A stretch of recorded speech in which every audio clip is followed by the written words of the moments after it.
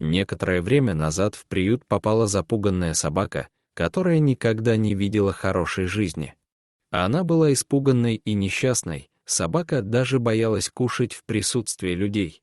Но сотрудники приюта придумали, как помочь питомице расслабиться и забыть о прошлом, которое принесло ей столько несчастья. У собаки был очень жестокий хозяин. Мужчина занимался разведением собак, но не ухаживал за ними как следует. Скорее всего, он относился к ним с жестокостью, поэтому собака так боялась людей.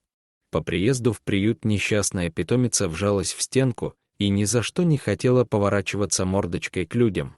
Ни ласковым словом, ни уговорами выманить ее из угла не получалось. Ангел смотрела на стену, грустно опустив голову. Испуганную собаку решили порадовать едой, но и это не помогло.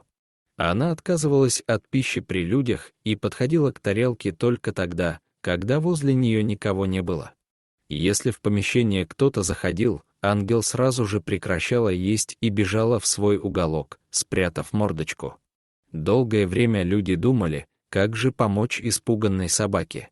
У нее была психологическая травма, что не позволяло ей быть веселой и счастливой, и нужно было как-то вывести ее из этого состояния.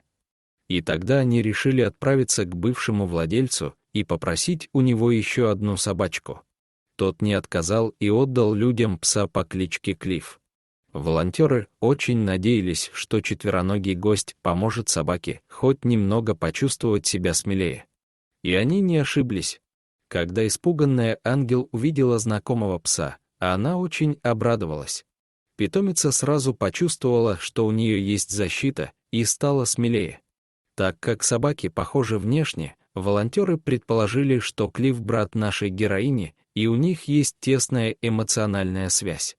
Ну а через несколько месяцев от робкой и испуганной ангел не осталось и следа. Собачка вовсю резвится, играет и даже шалит иногда. Впрочем, на нее никто не обижается, потому что веселая и счастливая питомица нравится всем гораздо больше. Ну а мы очень рады, что душевная рана собаки затянулась, и она снова стала той радостной девочкой, которой была от природы. Дорогие зрители, если вам понравилась история, ставьте лайки и подписывайтесь на канал. До свидания.